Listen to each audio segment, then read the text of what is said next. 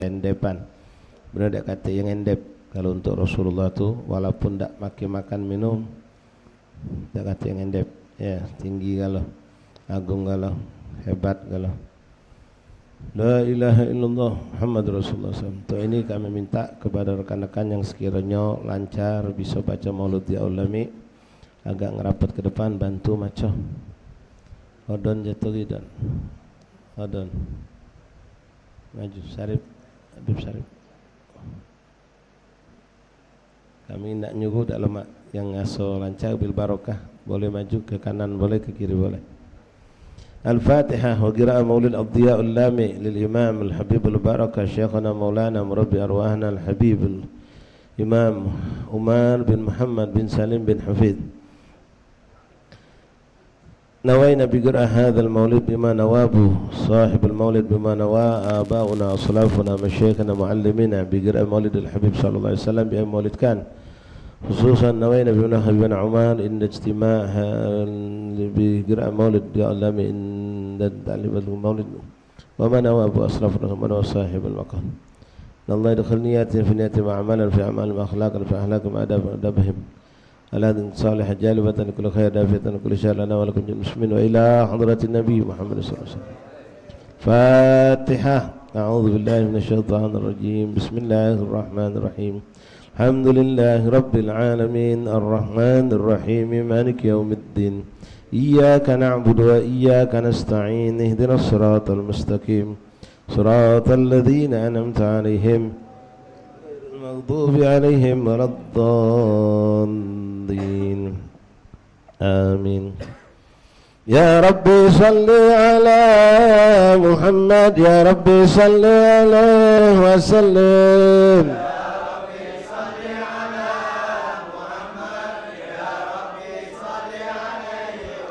يا ربي صل على محمد حبيبك الشافع المشفع. يا ربي صل على محمد يا ربي صل عليه وسلم. يا ربي صل على محمد على الورى رتبة وأرفع.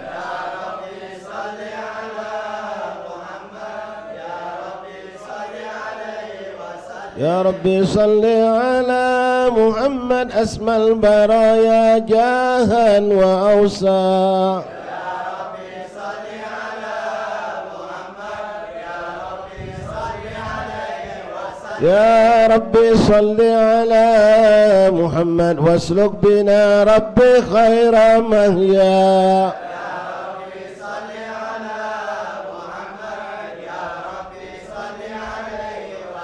يا ربي صل على محمد وعافنا واشفه كل موجع.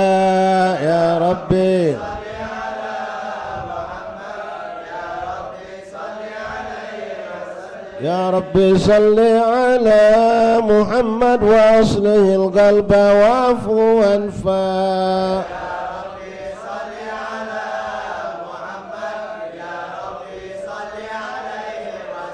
يا ربي صل على محمد يا وقف المعادي واصرفه وردا. يا ربي صل على محمد يا ربي صل عليه وسلم. يا ربي صل على محمد نحل في حسنك الممدنى.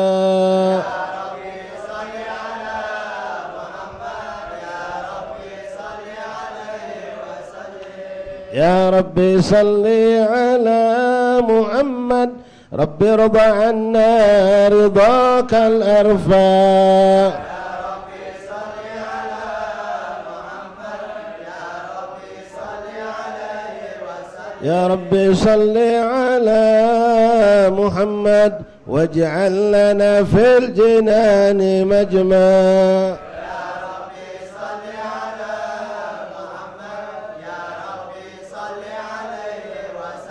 يا ربي صل على محمد رافق بنا خير خلقك أجمع. يا ربي صل على محمد يا ربي صل عليه وسلم. يا رب صل على محمد يا رب صل عليه وسلم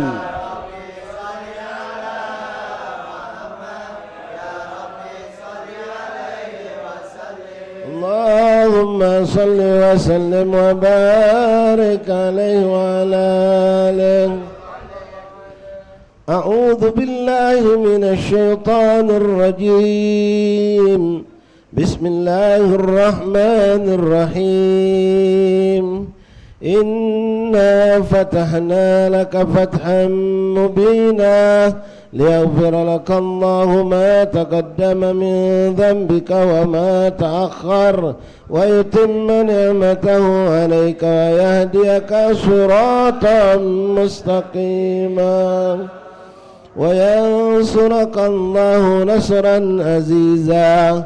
لقد جاءكم رسول من أنفسكم عزيز عليه ما عنتم حريص عليكم بالمؤمنين رؤوف رحيم. فإن تولوا فقل حسبي الله حسبي الله لا إله إلا هو عليه توكلت وهو رب العرش العظيم. إن الله وملائكته يصلون على النبي يا أيها الذين آمنوا صلوا عليه وسلموا تسليما. اللهم صل وسلم وبارك عليه وعلى آله. اللهم صل وسلم وبارك عليه وعلى آله. بسم الله الرحمن الرحيم. الحمد لله الذي هدانا بعبده المختار من دعانا إليه بالإذن وقد نادانا لبيك يا من دلنا وهدانا. صلى عليك الله بارئك الذي بك يا مشفع خصنا وحبانا مع آلك الأطهار معدن سرك الأسماء فهم سبل النجاة همانا. وعلى صحابتك الكرام همات دينك أصبحوا لولائه عنوانا والتابعين لهم بصدق ما هدى هادي المودة هيج الأشجانا. والله ما ذكر الحبيب لدى المحب إلا وأضحى والها نشوانا. أين المحبون الذين عليهم بذل النفوس مع النفائس هانا. لا يسمعون بذكر طه المصطفى إلا به انتعشوا أذهب رانا. فاحتاجت الأرواح تشتاق اللقاء وتحن تسأل ربها الرضوانا. حال المحبين كذا فاسمع إلى سير المشفع وارهب الآذان وانصت إلى أوصاف طه المجتبى واحضر لقلبك يمتلئ وجدانا. يا ربنا صل دائما على حبيبك من إليك دعانا. اللهم صل وسلم وبارك عليه وعلى آله. اللهم صل وسلم وبارك عليه وعلى آله. نبأنا الله فقال جاءكم نور فسبحان ذي أنبانا والنور طه عبده منا به في ذكره عاذم به منانا ورحمة المولى تأمل قوله فليبرحوا واخذوا به فرحانا صلى الله عليه مستمسكا بالعروة الوثقى ومتعصما بحبل الله من أنشانا صلى الله عليه واستثمرا أنوار من قيل متى كنت نبيا قال آدم كان صلى الله عليه بين تراب وبين ماء فاستفق من غفلة عن ذا وكن يقظانا صلى الله عليه واعبر إلى أسرار ربي لم يزل ينقلني بين الحيار مصانا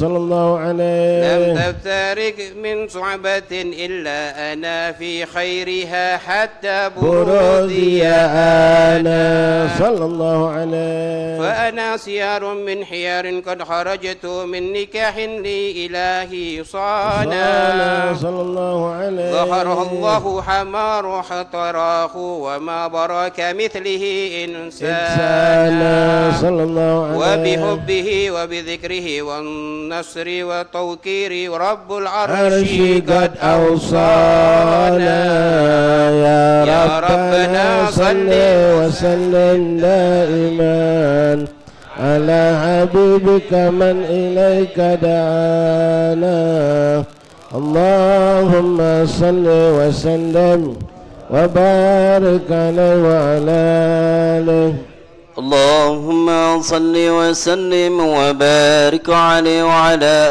آله هذا وقد نثر الإله نعونه في القرب بينها لنا تبيانا أخذ ميثاق النبيين لنا آتيتكم من حكمة إحسانا وجاءكم رسولنا لتؤمنن وتنصرون وتصبحون عوانا صلى الله عليه قد بشروا أفواههم بالمصطفى أعظم بذلك رتبة ومكانا ما هو وإن جاء الآخر مقدم يمشون تحت لواء من نادانا صلى الله عليه يا أمة الإسلام أول شافع ومشفع أنا قد لا توانا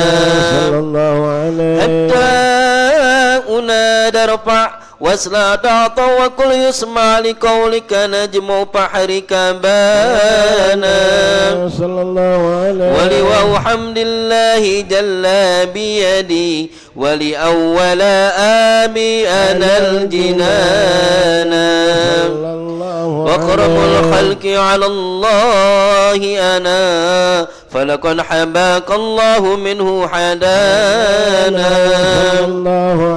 ولسوف يعطيك فترضى جل من معتد قد صار عن عطاه تهانا بالله كرر ذكر واسم محمد كيما تجيع عن القلوب الرانا يا ربنا صل وسلم على حبيبك من إليك دانا اللهم صل وسلم وبارك عليه وعلى آله اللهم صل وسلم وبارك عليه وعلى آله صلى الله عليه لما دنا وقت البروز لأحمد عن إذن من ما شاءه قد كان صلى الله عليه عملت به الأم الأمينة بنت وهب من لها على الإله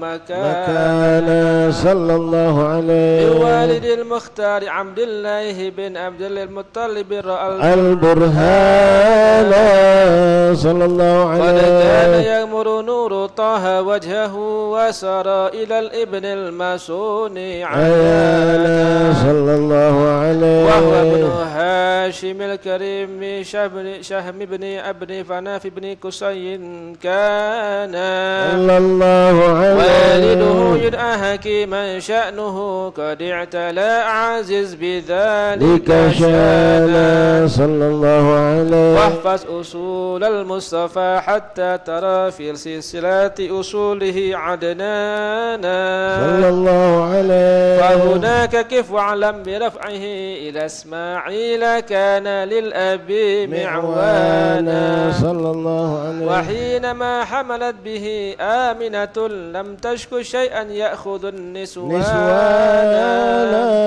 صلى الله عليه وبها أحاط اللطف من رب السماء أقصى الأذى والهم والأحزان صلى الله عليه ورأت كما قد جاء ما علمت به أن المهيمن شرف الأكوان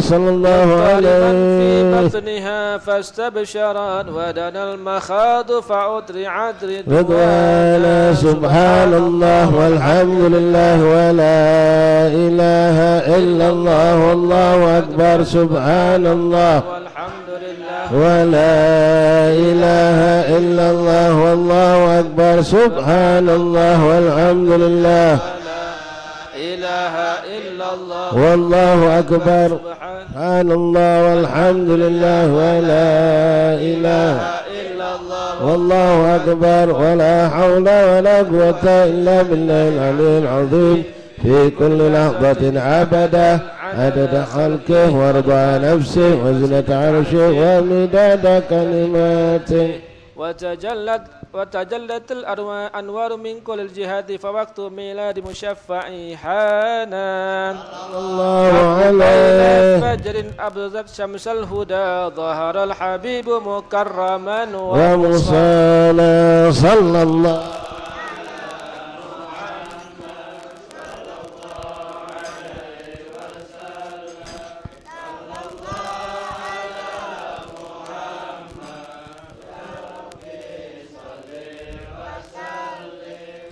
يا رسول الله سلام عليك يا رفيع الشان والدرج يا رسول الله سلام عليك يا رفيع الشان والدرج يا رسول الله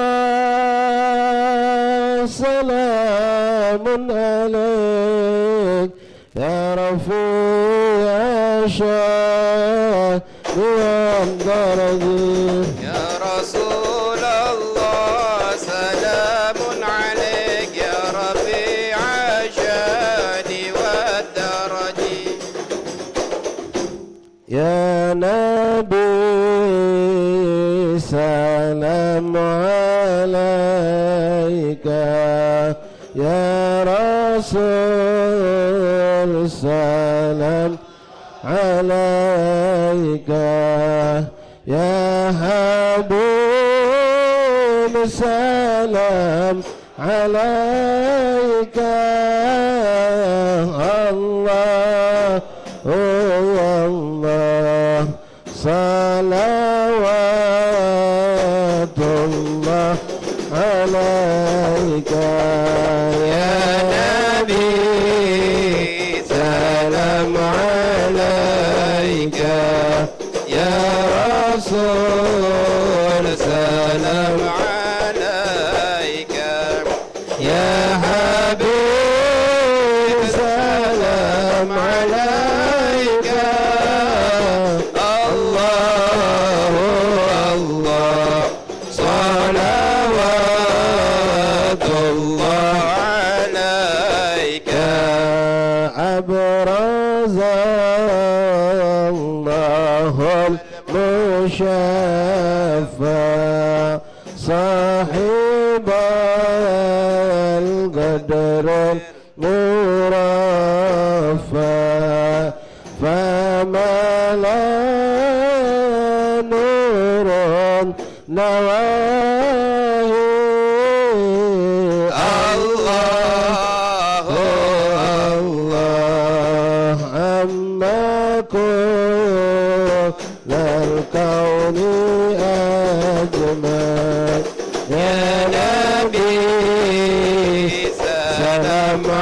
عليك يا رسول سلام عليك يا حبيب سلام عليك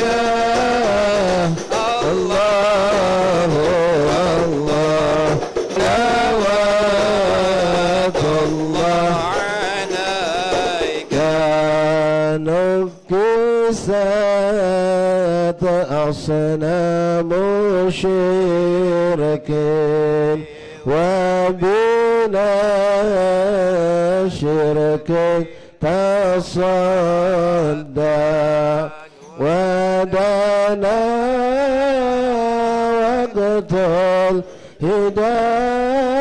الهداية الله يا الله وهب الكفر تزازى نبي سلام عليك يا رسول سلام عليك يا حبيب سلام عليك الله الله صلوات الله عليك مرحبا أهلا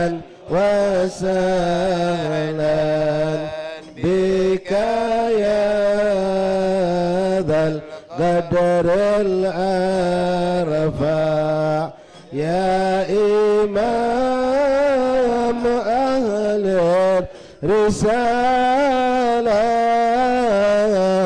الله الله من به الآفات تدفع يا نبي سلام عليك يا رسول سلام عليك يا حبيب سلام عليك الله الله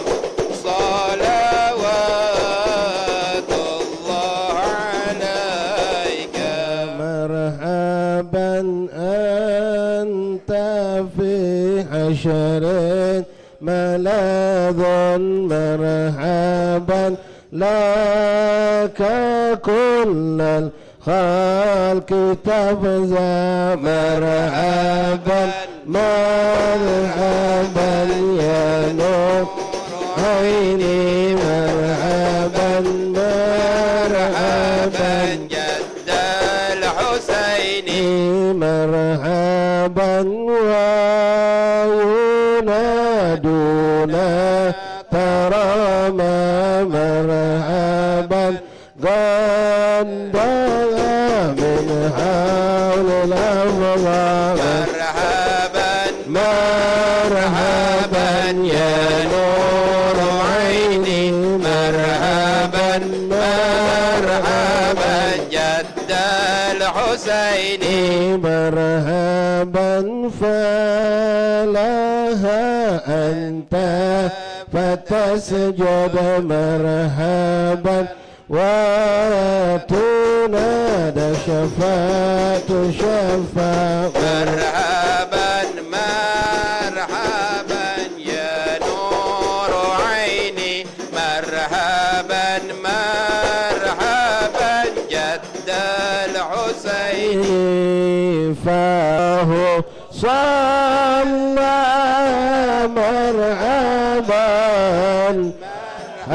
مرحبا ما بدا نور وشعشع مرحبا مرحبا مرحبا يا نور العين مرحبا مرحبا مرحبا جد الحسين والحسن مرحبا وبك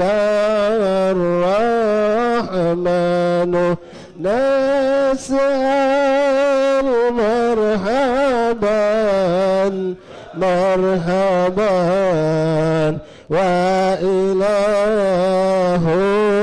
العرش يا سماء مرحبا مرحبا مرحبا يا نور العين مرحبا مرحبا مرحبا جد الحسين والحسن مرحبا يا عظيم المن يا رب شملنا بالمصطفى جمع وبه فانظر إلينا واتنا به كل مطمع يا نبي سلام عليك يا رسول سلام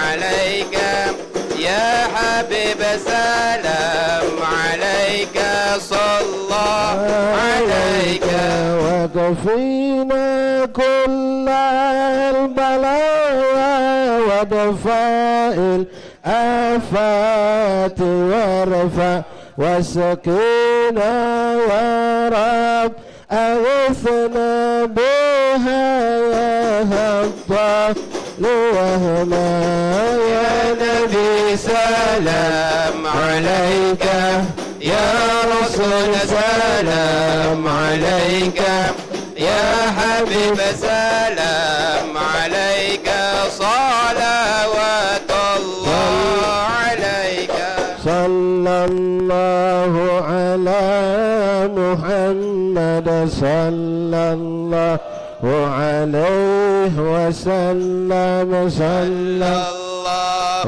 على محمد صلى الله عليه وسلم وختم العمر بحسنى وحسن العقبى ومرجى صلى الله على محمد صلى الله عليه وسلم وصلاة الله تغشى من له الحسن تجمع صلى الله على محمد صلى الله عليه وسلم أحمد الطهر وآله وصحبه ما سنشاء صلى الله على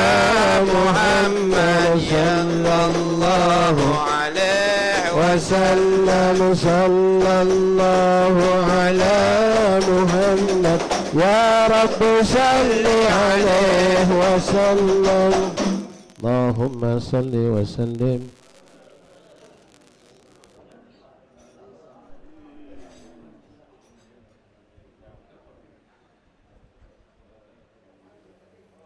يا رسول الله سلام عليك يا رفيع الشان يا رفيع الشان يا رفيع الشان ودرجي يا رسول الله سلام عليك يا رب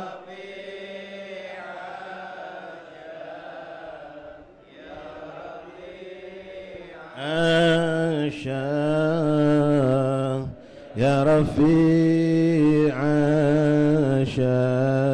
شاني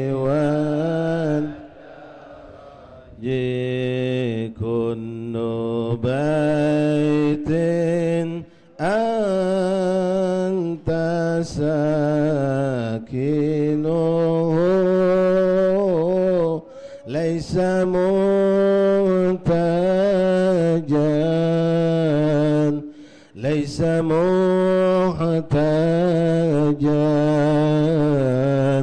ليس محتاجا إلى السرج يا رسول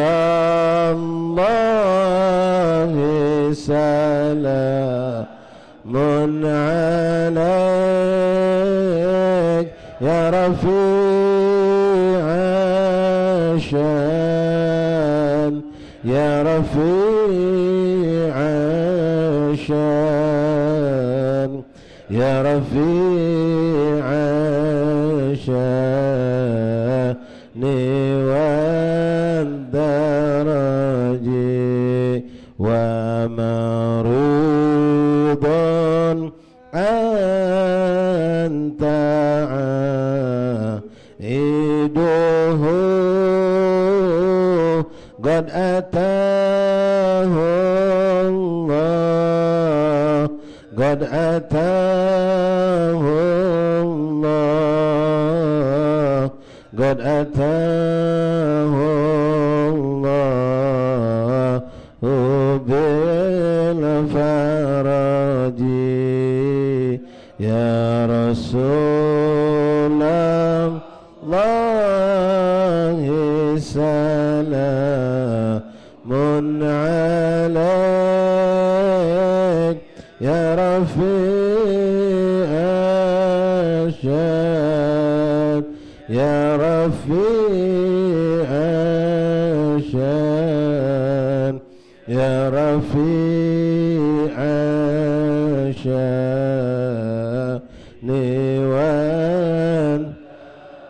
والهدي وزمان أنت حكيمه ظلم فيه ظلم فيه ظلم فيه من العوج يا رسول الله سلام عليك يا رفيع الشان يا رفيع الشان يا رفيع الشان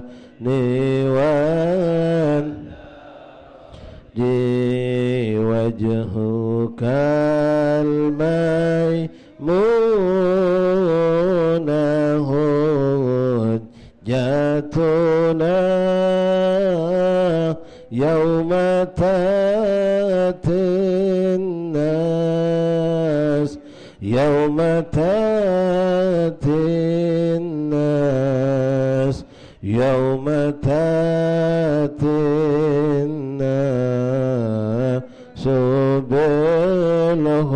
بالهجاج يا رسول الله سلام عليك يا رفيع الشان يا رفيع الشان يا رفيع الشان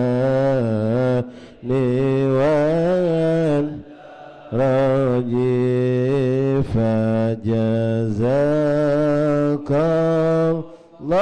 الله خير الجزاء يا منير الكون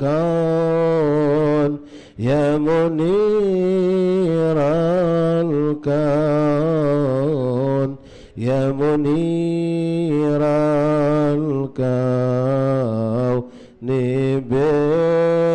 بالبلد يا Rasulullah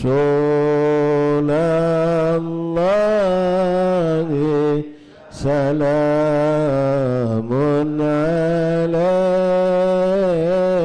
ya rafi'ashan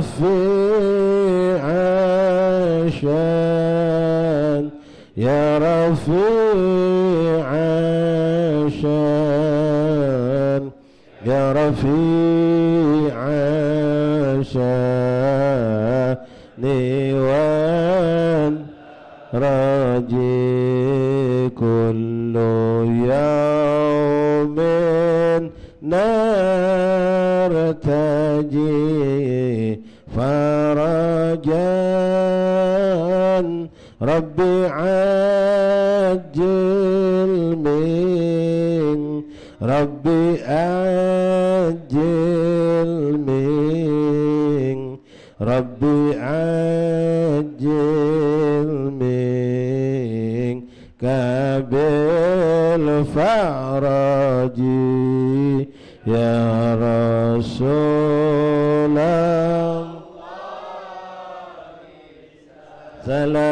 salamun alaik ya rafi'ashan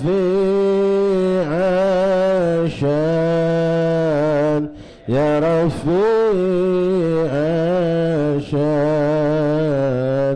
ya rafi'ashan niwan daraji rabbi fanfa'na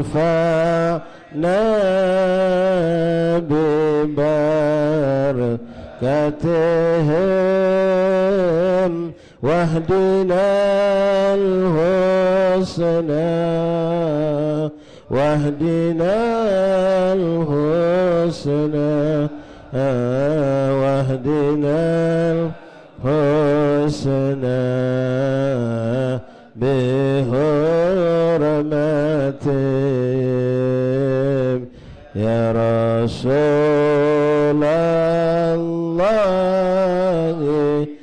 salamun alaik ya rafi'ashan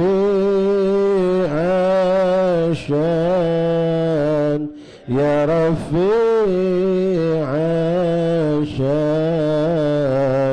ya rafi'ashan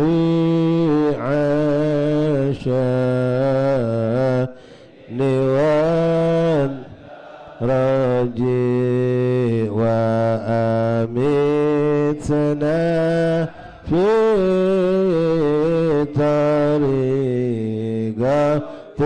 tariqatihim wa mu'afatin wa mu'afatin wa mu'afatin minal fitani ya Rasulullah salamun alaik ya rafi'ashan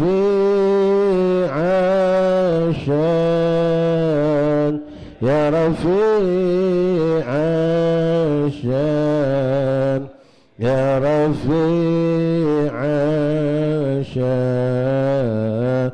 niwad daraji Allahumma salli sallim wa barik alaihi wa ala alihi. Bismillahirrahmanirrahim. Alhamdulillahi rabbil alamin. Hamdan syakirin hamdan dhakirin hamdan yuafi ni'amahu wa yukafi mazidah. Alhamdulillahilladzi hadana li hadza wa ma kunna linahtadiya laula an hadanallah. Alhamdulillah ala hadhihi an-ni'mah ni'matul ijtima' lil intifa'. واجتمع به سيد المشفع رسول الله محمد ابن عبد الله صلى الله عليه وآله وسلم الذي نبأ من أصابع الماء. Ma'asyal ahbab rahimani rahimakumullah. Alhamdulillah jamaah majlis ta'lim, majlis salawat dan salam kepada khairul anam, musalla ahlul musalla al-ikhlas, musalla Ki Haji Abdus Samad rahimani rahimakumullah. Alhamdulillah, thumma alhamdulillah, thumma alhamdulillah. Dengan izin Allah kita dipilih Allah, lalu dikumpulkan Allah, dan kita pun dimuliakan Allah. InsyaAllah kita yakin seyakin-yakinnya tidak keluar kita dari tempat ini kecuali dosa kita diampuni Allah. Dan kita memohon agar kedua orang tua kita pun dosa-dosa mereka diampunkan Engkau ya Allah, berkat Nabi Muhammad SAW, anak istri kami, saudara kami, dan semua saudara teman-teman kami berdosa, ampunkan dosa kami dan mereka, berkat Nabi Muhammad SAW. Rabbi faghfir li dhunubi bijahitahal bibarakatin Nabil Musyaffa' ya Rabbal Alamin. Dan kita yakin juga insyaAllah dengan kita duduk di majlis ini Allah lebur dosa-dosa kita, Allah berikan pahala sebanyak-banyak untuk kita, dan insyaAllah segala hajat dunia kita dimudahkan, dikabulkan Allah, niat-niat kita disampaikan oleh Allah, hajat akhirat kita diterima oleh Allah, dan mudah-mudahan ini majlis menjadi syahid lana la'inainahu jalana la alina. Ma'asyarul ahbab rahimahumullah, alhamdulillah, alhamdulillah.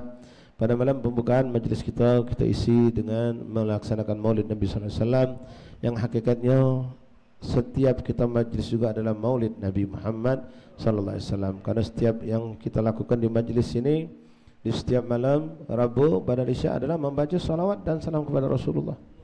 Kalau kita katakan itu adalah maulid Nabi, silahkan, siapa nak ngelarang?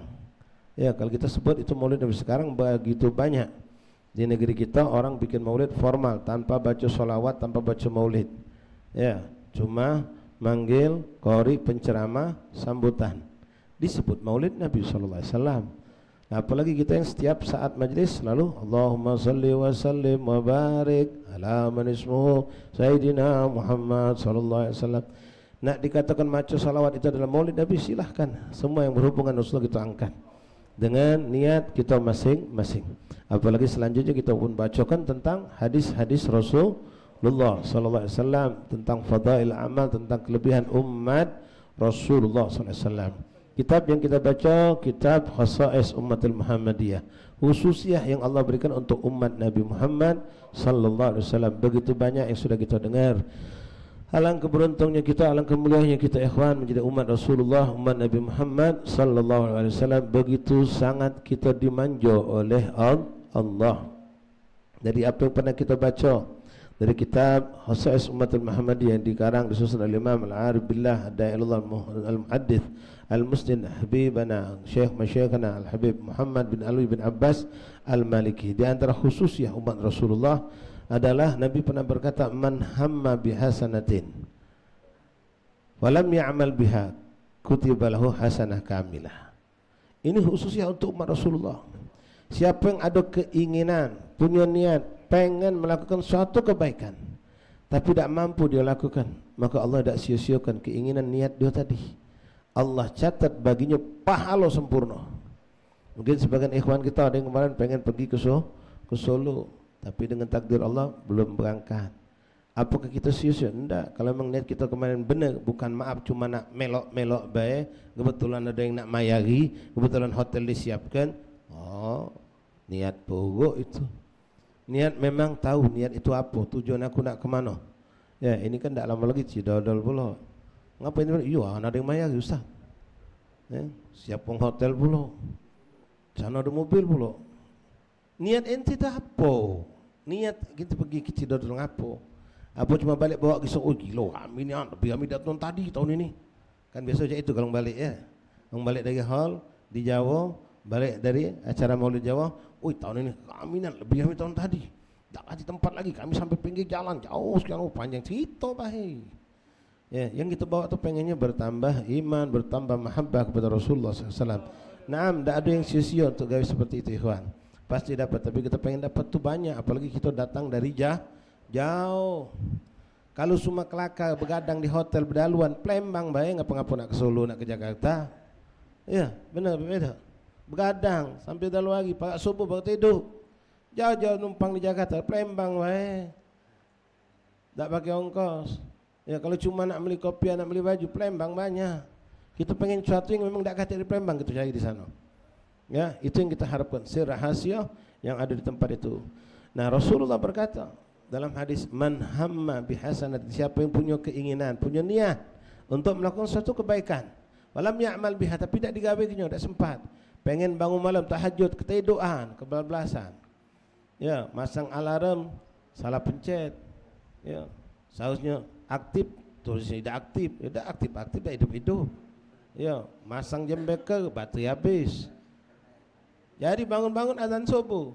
Padahal sudah niat anak punya malam ini insya-Allah solat tahajud sekian rakaat 1000 solawat untuk Rasulullah.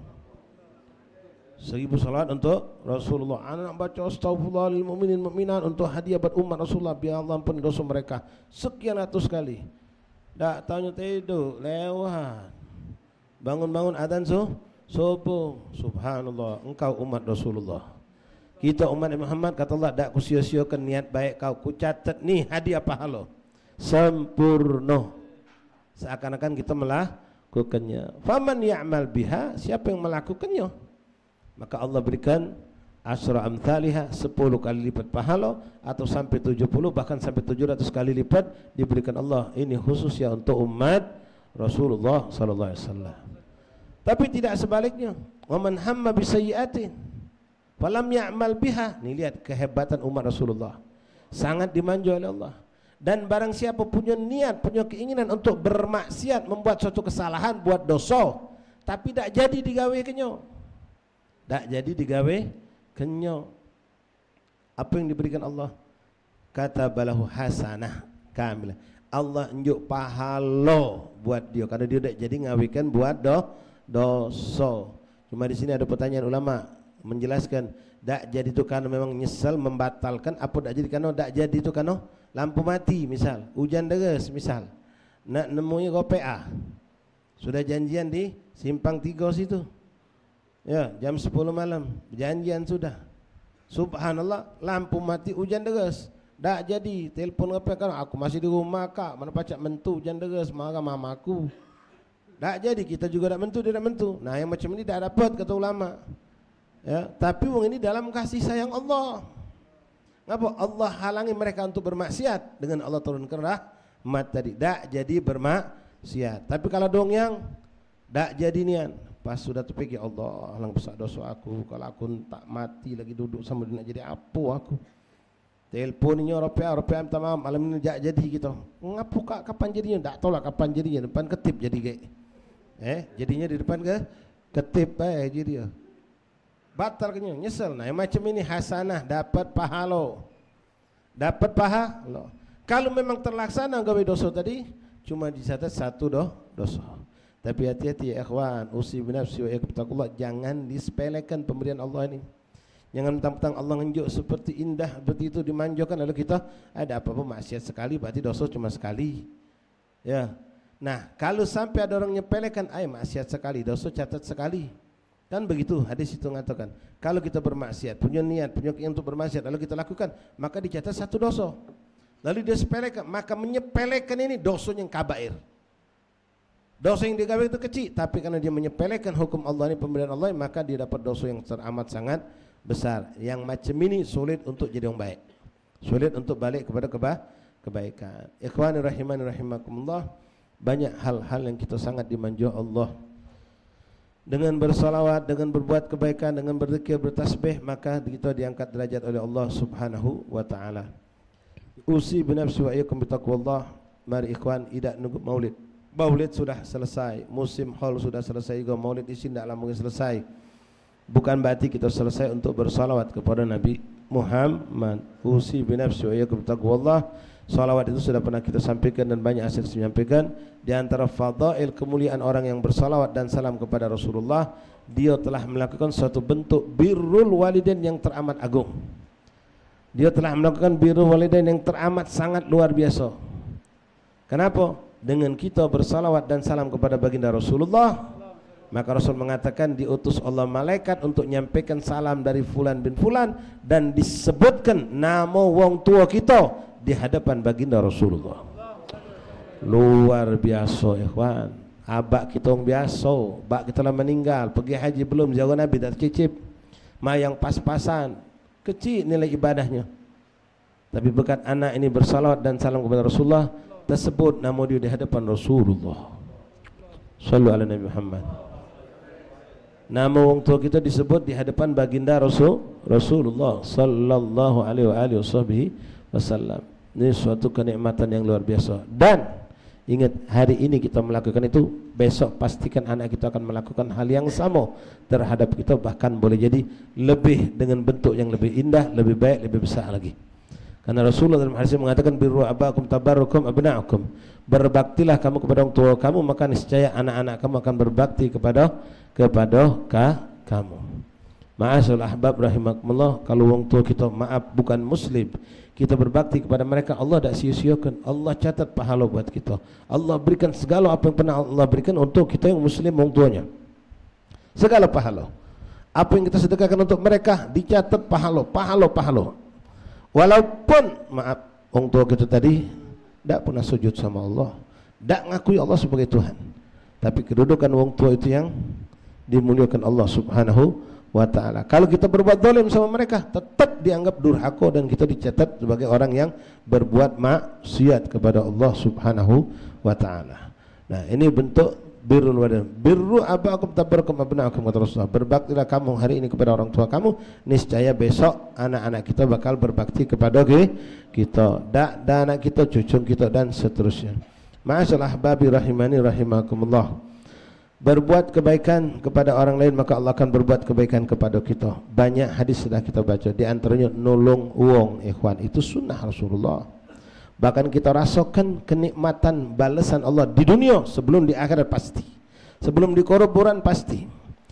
Dalam hadis yang pernah kita baca, Rasulullah mengatakan, man farraja karbal muslimin farrajallahu karbahu fid dunya wal akhirah. Siapa yang menghilangkan kesusahan seorang muslim di dunia, maka Allah akan hilangkan kesusahannya di dunia dan di akhirat. Di dunia dibalas oleh Allah. Kita ada kesusahan, mungkin sekarang kita tidak ngerasa susah. Suatu hari, suatu saat kita dalam perjalanan, mungkin tahu-tahu mobil kita mogok, tahu-tahu jadi insiden apa-apa, ada yang bakal nolong kita, karena kita suka nolong wong. Man nafasa kurbal muslimin nafasallahu kurbahu fid dunya kurbahu fid dunya wal akhirah. Sama artinya, siapa yang melonggarkan, melapangkan kesusahan seorang muslim, maka Allah akan lapangkan, hilangkan kesusahannya di dunia dan di akhirat. Bahkan ikhwan, banyak dilakukan oleh guru-guru kita. Boleh kita contoh ini. Apa kata Rasulullah SAW dengan hal yang mirip? Innallaha fi auni abdi madama abdu fi auni akhi. Ini semua sudah kita baca dalam kitab Muhammad bin Alwi al-Maliki dari hadis Rasulullah. Apa kata Rasulullah? Sesungguhnya Allah akan selalu menolong seorang hamba selagi hamba ini menolong saudaranya. Artinya kalau hari ini kita tak nolong uang, tunggulah kita tak bakal ditolong uang. Ya, uji bahasa uang sini hukum karma. Nah, hukum karma ini tak katik dalam syariat, yang ada hukum karna. Hukum karena engkau menolong orang, maka Allah tolong kau. Karena kau menghilangkan sesuatu, maka Allah tuh hilangkan kesusahan kau. Karena kau berbuat jahat semua, Allah akan kirim orang berbuat jahat untuk kau. Kalau bahasa kita ngomongnya hukum karma, ya. Ini hukum karena. Ya. Kama tadi nutudan, itu juga ungkapan hadis Rasulullah. Sebagaimana hari ini kau memberikan pertolongan, bantuan, minjemkan duit sama, besok ada yang nolong kau. Bakal minjemin ketika kita ke pepet buntu. Ada wong nolongi kita, minjem kadang-kadang wong yang tidak kita kenal. Tapi kalau hari ini kita tak galak minjemi wong butuh sampai melas-melas, tolong nian lo. Kita tahu ini memang butuh, tapi kita tak galak bantu. Tunggulah,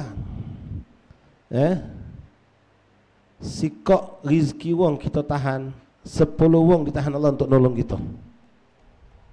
Ketika kita kepepet, ketika kita susah, kita butuh bantuan, dak kate wong nolong. Tak kata orang nolong. Khud ma fi jaybak ya'tika min ghaibak. Mbak yang ada di kantong kau, tunjukkan, nanti akan datang dari suatu tempat, dari bermacam-macam yang kita tidak tahu. Nah, ini hadis-hadis seperti ini ikhwan, balasan sudah diunjuk Allah di dunia. Birrul walidain tadi, di dunia sudah dibalas Allah dengan kita punya anak yang soleh. Di akhirat, oh jangan ditanya. Keagungan orang berbuat baik kepada wong tua itu. Mungkin antum masih ingat hadis yang sering kami sampaikan, nasihat untuk diri kami dan kita semua. Rasul pernah mengatakan, man nadhara ila wajha abawihi binadhar rahmah katabalahu thawab haj makbul mabrur. Siapa yang memandang wajah wong tuanya Nabi tak ngomong muslim atau kafir, minta maaf. Wong tua kita pandang, kan wong tua adalah wong tua. Kita pandang wajah orang tua kita dengan pandangan rahmah, kasih sayang, nyingok baik, buat lagi kita hidup tengah rumah, kita jingok, ya Allah, ibu aku, ya Allah, ibu aku. Dengan pandangan rahmah, memandang dia baik. Maka Allah berikan buat kita pahala seperti orang yang berhaji makbul mabrur. Sallallahu alaihi Muhammad. Siapa yang ngomong? Rasulullah. Sampai seorang sahabat berkata, ya Rasulullah, bagaimana kalau aku berulang-ulang memandang wajahnya? Berulang-ulang Allah memberikan padamu. Ini tak kejingoan, pahala ini tak terjingok. Bangsa pahala terjingok, pecah duit, pecah makanan. Mungkin wong kata yang bermaksiat, kata yang tak beramal kalau. Tapi inilah letak keimanan kita. Maka kami nasihatkan untuk diri kami dan kita semua yang masih punya orang tua, jangan disia-siakan. Ya, kalau kita masih satu kota, jangan sampai tak berkunjung lewat berapa hari, sampai seminggu, sebulan tak berkunjung, masih sepelembang sinilah. Lain kalau orang tua kita di luar kota, barangkali mungkin hanya mampu sebulan 2 kali, sebulan sekali mungkin. Tapi kalau masih sekota, cuma bedanya kita di Kenten, emak kita di Pelajujung. Seminggu, 2 minggu, sebulan lewat. Tak pernah kita gagi. Musibah. Tapi aku video callan tiap pagi, beda video call. Ya, jangan samakan kau sama bini kau. Kalau video callan, ngamuk bini kita. Kita ngomong, aku tak nemu kau, kena video callan baik. Mana galak dia, ini mak kita. Ya, wahakadha. Mari kita ikhwan, mumpung kita tunjuk Allahumma sehat wal afiah. Mari kita berbuat kebaikan, terutama kepada orang tua kita, kepada anak istri kita, kepada orang yang dekat kepada kita, dan pasanglah niat-niat yang salihah, karena setiap niat kita dicatat oleh Allah Subhanahu wa taala. Mari beramal, mari perbanyak salawat dan salam kepada baginda Rasulullah SAW, yang mana salawat dan salam ini adalah satu-satunya amal yang dipastikan diterima dan tidak ditolak oleh Allah Subhanahu wa taala. Mudah-mudahan perkumpulan kita pada malam hari ini diberkahi Allah, diridhai Allah, dan insyaallah kita dipanjang umur dan sehat wal afiat dalam taat kepada Allah, istiqamah dalam taat, dalam rindu dan cinta kepada Rasulullah, dan kelak diwafatkan dalam keadaan kita pun dirindukan oleh baginda Rasulullah sallallahu alaihi wasallam, dan Allah pun merindukan perjumpaan kita dengan Allah Subhanahu wa taala. Man ahabba liqa Allah ahabballah liqa'ahu. Siapa yang menginginkan berjumpa dengan Allah, maka Allah menginginkan untuk berjumpa dengan hamba tersebut. Na'udzubillah, sebaliknya orang yang tak mau berjumpa dengan Allah, maka Allah pun tak mau berjumpa dengan hamba tersebut. Ya Allah biha, ya Allah biha, ya Allah bi husnil khatimah. Mari kita tutup dengan membacakan doa maulid. Bismillahirrahmanirrahim. Alhamdulillahi rabbil alamin. Allahumma salli wa sallim ala sayyidina Muhammadin wa ala ali sayyidina Muhammad. Walaqad asyartu linati man awsafuhu tuhil quluba tuhayyijul ashjana. Wallahu qad athna alayhi fama yusawil qawlu minna aw yakunu thanana. Lakinna hubban fis sarairi qad da'a limadihi safwati rabbina wa hadana. Wa izim tazajna bil mawaddati hahuna narfa'u aidi fagrina wa rajana lil wahidil ahadil ali ilahana mutawassilina biman ilaihi da'ana muhtarihi wa habibihi wa safihi zainul wujudi bil ilahu habana. Ya Rabbana, ya Rabbana, ya Rabbana, bil Mustafa aqbalna ajib da'wana. Anta lana ya dhukhrana fi hadhihi dunya wa fi ukhrana. Aslih lana al-ahwal waghfir dhanbana wa la tu'akhidh rabbi in akhtana. أصلح لنا الأحوال واغفر ذنبنا ولا تؤاخذ ربي إن أخطأنا. واسلك بنا في نهج طه المصطفى ثبت على قدم الحبيب خطانا.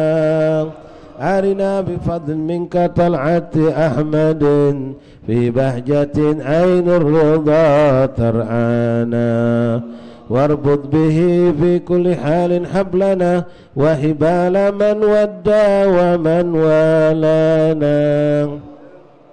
والمحسنين ومن أجاب نداءنا وذوي الحقوق وطالبا أوصانا والحاضرين وسائيا في جمعنا ها نحن بين يديك أنت ترانا ولقد رجوناك فحقق سؤلنا واسمع بفضلك يا سميع دعانا وانصر بنا سنة طه في بقاء الأرض واجمع كل من عادانا وانظر إلينا واسقنا كأس الهنا واشفي وعافي عاجلا مرضانا وانظر إلينا واسقنا كأس الهنا واشفي وعافي عاجلا مرضانا واقض لنا الحاجات واحسن ختمنا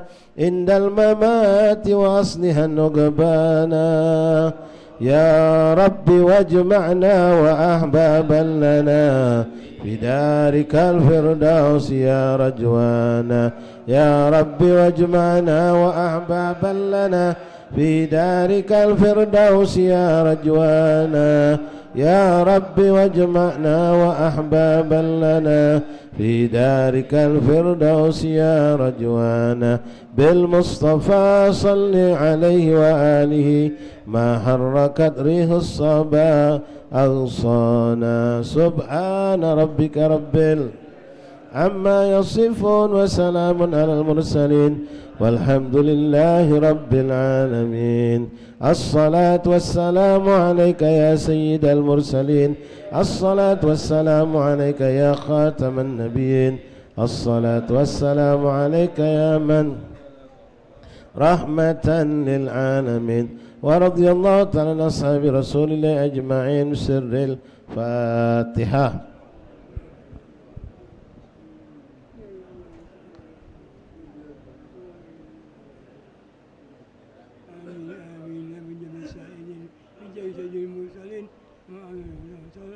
Alhamdulillah Rabbil Alamin.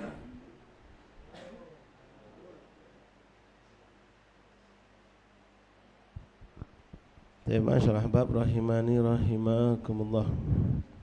Tadi di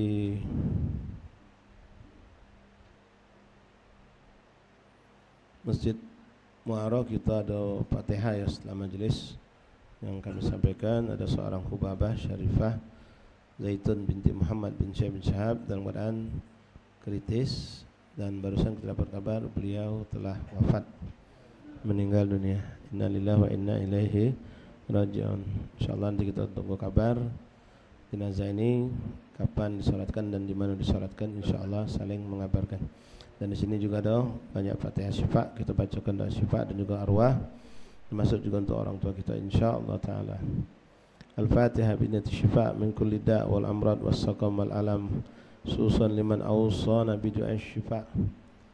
Era Setianing Tias binti Imam Sugiri.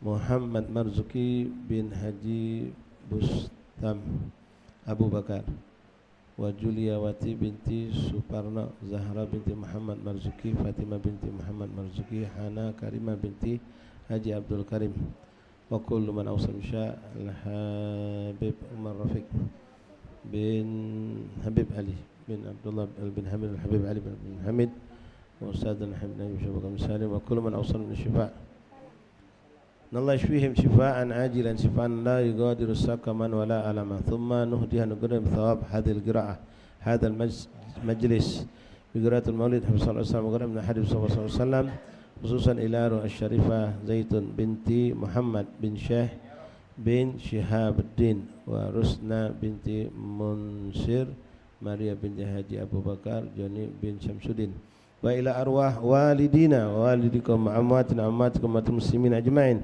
khususan al-mutaqaddimin fi hadzal musalla minal ulama wal awliya wal asatidah wa man yunfiq wa man yatasaddaq wa man yakhdum fi hadzal musalla kulluhum ajma'in والدينا والديكم والدين والدهم خاصة عامة المسلمين عامة الله يغفر لهم ويرحمهم سبحانه بنهته أوصل لهم ثواب ذلك منا إليهم اللهم اجعل فكاكا لهم من النار وحجاب من النار وسلم من النار اللهم أدخل في قبرهم روحا والريحان والبشار والعمشة الرضوان واجعل لربنا قبرهم الجنان على صالح جالبة كل خير وفتح كل شر وإلى حضرة النبي محمد صلى الله عليه وسلم يسر لهم الفاتحة